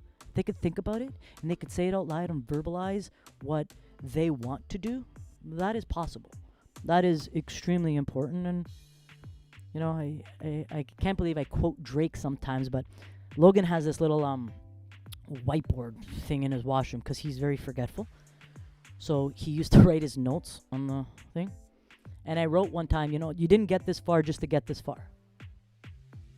And it's important that he understands that there's so much more. Do not stop here. Get your ass and keep pushing, keep hustling. Be surprised on what you can do. Of course. Yeah. Mel, again, just to add a little bit more before we end off, I just want to say thank you, because, I'm getting emotional now. And obviously we'll talk more about it after, but again, I'm not lying to you when I tell you I look up to you, and it's not just me. It's a lot of other people, and maybe they haven't told you yet, but I want to say thank you to you and to Mike, and you guys know why. And it might not be a big deal to you guys, but it's been a big deal for me. There's a lot of good things coming your way, and not even just for you or your family, but everyone that's around you and your team and stuff. And again, as important as accolades are when it comes to having a business and all these awards and stuff, the awards don't matter, right? It's people don't forget the things that you say or the things you give them. They remember the things that they remember how you make them feel, and again, you guys are a powerhouse of a company, a powerhouse of a relationship and everything, because of the gift that you guys have, the gift that we all have. You know what I mean? So I just want to say thank you. I love you. I know we don't hang around as much or talk as much, but just know that I've always kept you guys in my prayers. I've always, I've seen your stories here and there and stuff, but just know that I appreciate you and that I love you a long time. I love you too, and thank you for having me. And I'm really happy to see that you've evolved and you're growing, and a lot of big things are coming for you too. And I can't wait to see them all, and I can't wait to be by your side while they happen. Amen. Yeah, buddy. Samantha, even though I just officially met you today, because again, like I told Mel, I've only seen you on videos and stuff, and you're also an amazing, gifted MC and specialist in everything you do. And like I said before, I'm gonna have you on the show because, again, we deserve to show everyone, what not only Toronto has to offer, but just women in general. And again, you guys are the backbone of everything. We are nothing without you guys, and just keep doing what you're doing. Thank you. Yeah, this is great. That's amazing. You're Thank amazing. you. Yeah. So thank you guys again. I'm sorry I forgot about the wine. I'll make sure for when I have her on. And we had sake. When I have her on the show, and then when you're taking videos for She's her, gonna come back. Yeah, exactly. So you're gonna be taking film and video and stuff, and then I'll make sure the wine is here for you guys. Yeah. But just before we end off, guys, let me just quickly hold on one second. Now my computer's freezing. Interesting. Okay, never mind. Anyways, ladies and gentlemen, once again, do not forget, if you guys are looking to get your car detailed, this is my mobile detailing business, Wash & Co. Just make sure you give me a phone number, 416. Sorry, make sure you give me a call, not a phone number. I already have the phone number because I paid for it. 416-807-4261. Once again, if you guys need your car washed. And lastly, once again, thank you to Carlo and to the family of Bradley Meats, my first official paid sponsor of the show.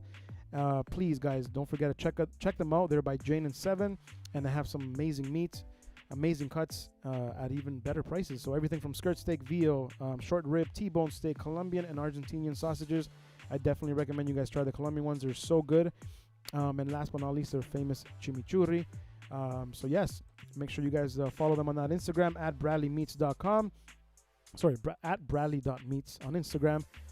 Visit them at their location at 445 Edgeley Boulevard, Unit 4. If you want to call them and reserve some meat or stuff, just message them. Sorry, give them a call at 905-669-7583. And just before we wrap up, Mel, if you can grab the mic. Yeah, sorry, my bad. Grab the mic.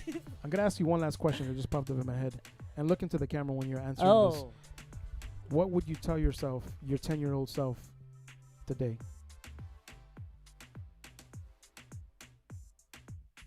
Get singing lessons. Because you thought it was gonna be like powerful and good. I want something like inspirational. Like, wow. You know what? I talk people get annoyed, I think, because I'm always talking inspirational.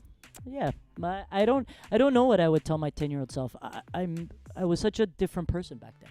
Mm-hmm. I feel like I've evolved so much. My 10-year-old self would just not try to get in trouble and wouldn't know what to tell them. But okay. She needs to keep working hard and do what she did, because I'll let 50s are not so bad. It's not. It's the new Why 40. not 50s? Just 50s. It's the new 40. Make it very clear. Just like. So just scratch 50. Just in case you guys thought I forgot, I didn't forget. I would really love if you guys could get into the zone and pretend you guys are about to do introduction. I don't know if you want to feed off of each other. And are you banter. Serious? Come on, you guys are pros. Come on. I don't. We can't know, because she would have to be the one to do it. I would just have to play the music, and I'd have to like. No, come on, like just. I don't think we've ever done a duo like together, me and Edwin. We've never had I've never even heard we you. should MC. though. You know what we're gonna do? Hold on, let me change the camera. Sorry, my bad. What we're gonna do is this. I'm not gonna do it live. However, come on. We're not, but we are gonna do something. I'm gonna send you a video of her and I. We're gonna find a way for our next wedding to do intros together. Oh. Honestly, when she gets the wheels rolling up there, sometimes it scares me a little bit. Yeah, just a little bit. Trust me. I know. I've been there. In the best way possible, Of obviously. course. Okay. Yeah, the spiel just comes out. It's Come on. That would be. That's gonna be so much fun, actually. Doing that with you. We can. Yeah. Same thing with him, but I'm surprised you haven't done it together. we haven't, because honestly, she's so good at what she does. It's not really necessary to do that. I do everybody who knows me knows I have the same problem. As soon as the music starts, I grab the microphone, I steal it from her. Yeah. And then I start, doing the hype in between my music. But she's the only person I'll allow that. Yeah? Yeah. You don't let other people do that? No. Why? No one's allowed to touch my microphone. Only Melissa Rose. Because I know how to make people party. All right, guys. But thank you again so much, Mel. If you don't mind, just let the viewers know where they could follow you, where they could follow Digital X. DJ Melissa Rose for Instagram for myself, Digital X ENT. And I'd love for anybody who is watching, if they can send me a DM to my personal email, or personal Instagram. Love to talk to you guys and see how we can collaborate. I don't know, there's a lot of people out there. I don't get to see the chat, so I'm not really sure on who was there, who's not. But anyone I can help or anyone that we can work together, I would love the opportunity. I think we should definitely help each other and grow women power. Amazing. Samantha, if you don't mind, let people know they could follow you as well. Yeah, why not? Oh, wow. Okay, this is about Melissa today. I know, but you're here. Thank you. I appreciate that. No worries. Instagram, Samantha the MC. TikTok, same, Samantha the MC. And yeah. That's amazing. Thank you. I don't have TikTok because it's too much work. You're on mine, though. Everybody knows who you are. Yeah. She's my social media representative. For now, because then when she comes back, you're gonna be doing it for her. I actually I don't think she would trust that. no. Okay. Then you just bring the wine. If I have a weakness, that's one of them. Yeah. Okay, that's fine. You were gonna say, Samantha? No, no. Oh, no, you- She oh, knows. okay. She agrees. I have a weakness, and it's definitely social media. Okay, perfect. Anyways, girls, thank you guys so much for being here. I really appreciate the conversation, and I hope we can have you guys back soon. All right? Thank you, Jonah. Love you. Anytime. Ciao, bello. Once again, guys, thank you so much for tuning in. This is another episode of Lights, Camera, Accion, episode number 5. I think I keep saying that over and over again. Number 6. Oh, that's what I said in the beginning. Sorry, man. See what happens? I keep forgetting. It's just, anyways. Again, thank you guys so much for being part of this. Don't forget to like, subscribe, share the page, follow us on social media at LCA Accion Podcast. And tomorrow we have another guest. Her name is Tatiana De Vos, and she's an amazing singer. She's an amazing singer and all that good stuff. And I hope you guys could tune in. We're starting at 7 p.m. live tomorrow. And next week we will have, if I remember correctly, the CEO and founder of the Brampton Latin Festival and the Brampton Latin Association, where last year we had 10,000 people at the festival, and this year we're going to try and go for more. And we also have a female duo that just opened up a food truck, and they're doing amazing in the Latin community. And we will also probably have, I just have to reconfirm, a female owner of a nightclub called Limon Lounge by Highway 7 and Keel next week. And again, I'm doing this because I want to honor our lovely ladies this month, since it is the month de la mujer, Women's Month. And again, thank you guys so much for tuning in. Be good, and if you're not, give me a call. Take care. Ciao.